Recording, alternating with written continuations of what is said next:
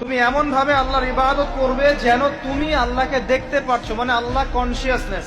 আপনি নামাজ পড়ছেন, মনে মনে চিন্তা করছেন আল্লাহ আমাকে দেখছেন।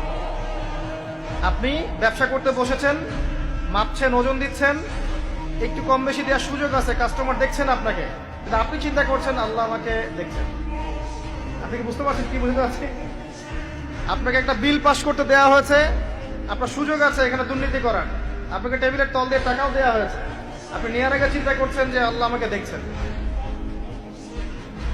আপনি আপনার বান্ধবীর সাথে পড়াশোনা করছেন, প্রি মিক্সিং এ আপনার বান্ধবী আপনাকে প্রপোজ করছে, চলো আমার সাথে একটু কফি খাও, চলো না একটু ঘুরে আসি, বান্দরবন ঘুরে আসি, চলো না একটু ঘুরে আসি। ঘুরলে কি সমস্যা? বন্ধু বান্ধব একসাথে ঘুরতেই পারে। আর আমি তো তোমাকে ভালোবাসি, তোমাকে বিয়ে করবো, সমস্যা কোথায়? তাই না ভাই? তখন আপনি চিন্তা করছেন যে আল্লাহ আমাকে দেখছে, আল্লাহ আমাকে দেখছে। আপনার সামনে সুযোগ আছে সুদের টাকা খাওয়ার, আপনি চিন্তা করছেন যে আল্লাহ আমাকে দেখছে। সামনে আপনার জমি আছে, আপনি তামাক লাগাবেন না কলা চাষ করবেন, এখন তামাক লাগাতে গিয়ে চিন্তা করছেন আল্লাহ আমাকে দেখছে। আমি কি বুঝাতে পারছি ভাই? এইভাবে প্রতিটা কাজ করা যে আল্লাহ আমাকে দেখছেন, এই চেতনার নাম হচ্ছে ইহসান। কি নাম? এটা অনেক উচ্চ পর্যায়ে। এই পর্যায়ে গেলে মানুষ আল্লাহর মারিফত পেয়ে যায়। এই পর্যায়ে গেলে মানুষ আল্লাহকে পেয়ে যাবে ইনশাআল্লাহ তাআলা। যখন একজন মানুষ প্রতিটা কাজে ফিল করবে যে আল্লাহ আমাকে দেখছেন। এই যে আপনি রোজা রাখবেন, খাবেন না, পানাহার করবেন না, বাথরুমে গিয়ে পানি খেতে পারেন না, কেউ দেখবে? কেন খান না? কি জন্য খান না? মনে করেন না যে আল্লাহ আপনাকে দেখছেন? এইটাই হলো ইহসান, যে আপনি চিন্তা করছেন আল্লাহ আমাকে প্রতিটা কাজেই দেখছে। আপনি আল্লাহ বিরোধী কোনো কাজ করতে পারি না, আল্লাহ আমাকে দেখছেন। আমি কারো প্রতি জুলুম করতে পারি না, আল্লাহ আমাকে দেখছেন। বোনের সম্পত্তি আত্মসাৎ করতে পারি না আমি, আল্লাহ আমাকে দেখছেন। নামাজ না পড়ে আমি বাসায় ঘুমিয়ে থাকতে পারি না, আল্লাহ আমাকে দেখছেন। যাকাত না দিয়ে আমি থাকতে পারি না, আল্লাহ আমাকে দেখছেন। রমজানের রোজা না রেখে আমি থাকতে পারবো না, আল্লাহ আমাকে দেখছেন। আমি পর্দা না করে বেহায়ের মতো চলতে পারি না, আল্লাহ আমাকে দেখছেন। এই চেতনার নাম কি? ইহসান। মনে থাকবে ভাই। নবীজি বলছেন আনতা আবুদুল্লাহ কাআন্নাকা তারাহ ওয়া ইন লাম তাকুন তারাহ। আর তুমি যদি আল্লাহকে সচক্ষে দেখতে না পারো, কারণ আল্লাহকে তো দুনিয়ার চোখ দিয়ে দেখা সম্ভব না, এটা মনের চোখ দিয়ে ফিল করা যায় আল্লাহ আমার কাছে আছে। যদি তুমি আল্লাহকে দেখতে না পারো তাহলে জেনে রেখো ওয়া ইন লাম তাকুন তারাহ ফাইন্নাহু ইয়ারাক, যে আল্লাহ পাক তোমাকে দেখছেন। এই চেতনা লালন করো। আমরা অনেক চেতনার কথা বলি না এখন, সবচেয়ে বড় এবং গুরুত্বপূর্ণ চেতনা হচ্ছে আল্লাহর চেতনা, আল্লাহর অস্তিত্বের চেতনা। আল্লাহ আমাকে দেখছেন, এই চেতনা, এটা যথেষ্ট জান্নাতে যাওয়ার জন্য। কোনো মানুষ যদি এভাবে চিন্তা করে যে আল্লাহ আমাকে দেখছেন, আমি আল্লাহকে দেখতে পাচ্ছি না, তো কি হয়েছে? আল্লাহ আমাকে দেখছেন, এই ব্যক্তি কি পাপ করতে পারবে? এই ব্যক্তি গোপনেও কি পাপ করতে পারবে? যদি পাপ করেও ফেলে তার মধ্যে অনুশোচনা আসবে না? আল্লাহ আমাকে দেখেছেন। যদি পাপ করেও ফেলে দেখবেন 2 রাকাত নামাজ পড়ে বলছে আল্লাহ আমাকে মাফ করে দাও। আমাদের চলতে ফিরতে পাপ হতে পারে, স্পেশালি যুবকদের পাপ বেশি হতে পারে। যদি পাপ হয়ে যায় হতাশ হবেন না। পাপ হয়ে গেছে হতাশ হবেন না।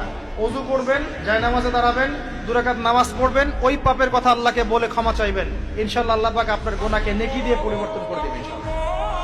যতবার পাপ হবে ততবার নামাজে দাঁড়াবেন, ততবার ওযু করবেন, ততবার 2 রাকাত নামাজ পড়বেন এবং আল্লাহর কাছে ক্ষমা চাইবেন। ইনশাআল্লাহ আল্লাহ মাফ করবেন। শয়তান আপনাকে হতাশ করতে যাবে, ফ্রাস্ট্রেট করতে যাবে। আরে তুমি অন্যায় করেছো, এত বড় বড় পাপ করেছো, তুমি পর্নোগ্রাফি দেখো, তুমি মেয়ের সাথে জেনা করেছো, তুমি মদ খাও, তুমি এই করো, তুমি কিভাবে আল্লাহর সামনে দাঁড়াবে? কোন মুখ নিয়ে দাঁড়াবে? এগুলো শয়তানের ওয়াসওয়াসা। কার ওয়াসওয়াসা? আল্লাহ পাক ক্ষমা করতে করতে ক্লান্ত হবেন না, আপনি ক্ষমা চাইতে চাইতে ক্লান্ত হয়ে যাবেন ইনশাআল্লাহ। আল্লাহ পাক এমন গফুরুর রহিম। এক ব্যক্তি 99টা খুন করেছে। কয়টা?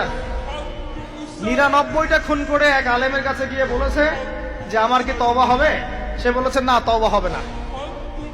সে বলেছে কি?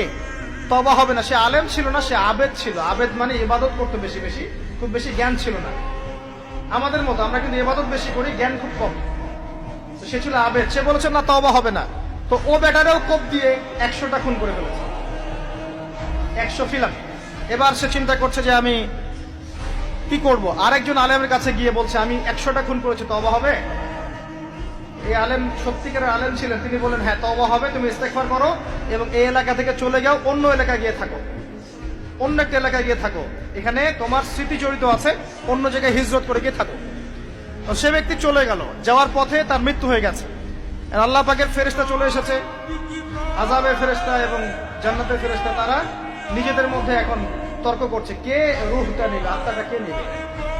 ওই যে রূহ কাকে বলে, সায়েন্সকে জিজ্ঞাসা করেন, সায়েন্সের প্যান্ট খারাপ হয়ে যাবে, রূহ কাকে বলে উত্তর দিলে। এখন আল্লাহ পাক এই বান্দাকে মাফ করতে চাচ্ছেন। তিনি কি করলেন? আল্লাহ পাক কৌশল করলেন। তিনি বললেন জমিনটা মেপে দেখো, ফেরেশতারা তোমরা জমিন মেপে দেখো, সে যেখান থেকে বের হয়েছে সেখানকার দূরত্ব বেশি না যেখানে যাচ্ছিল ওখানকার দূরত্ব বেশি। এবং আল্লাহ পাক জমিনকে আদেশ করলেন এই জমিন তুমি লম্বা হয়ে যাও।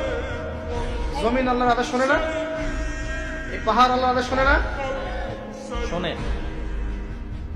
পাহাড়ে যা হচ্ছে, আল্লাহ রাব্বুল আলামিনের গজব চলে আসলে এই পাহাড় দেখবেন মানুষের উপর গজব ফেলবে ইনশাআল্লাহ তাআলা। সমুদ্রের কিনারে যা হচ্ছে আমরা দেখে আসলাম যে নগ্নতা অশ্লীলতা চলছে, যখন আল্লাহ পাকের গজব আসবে দেখবেন সমুদ্র ভাসিয়ে দিবে সবাইকে। দেখবেন আল্লাহর আদেশ যখন চলে আসবে প্রকৃতি আল্লাহর কথা শুনবে। জমিনকে আল্লাহ বললেন লম্বা হয়ে যাও, জমিন লম্বা হয়ে গেল। এবার ফেরেশতারা মেপে দেখলো সে যেখানে যাচ্ছিল ওর পরিমাণটা বেশি। আল্লাহ পাক বললেন ওকে মাফ করে দাও, ওকে মাফ করে দাও। 100 খুন করেছে। কত খুন? এটা বলে আপনাকে আমি খুন করতে উৎসাহিত করছি না, কথা কি বুঝতে পারছেন? আমি আপনাকে খুন করতে উৎসাহিত করছি না।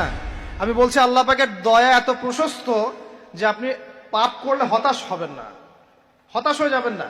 আমি অনেক পাপ করে ফেলেছি আল্লাহ মাফ করবেন না, এমন চিন্তা করবেন না। আরেক ব্যক্তির ঘটনা আছে, এগুলো কিন্তু গল্প না, এগুলো বনী ইসরাইলের কাহিনী, সত্যিকারের ঘটনা। আরেক ব্যক্তি এত বেশি পাপ করে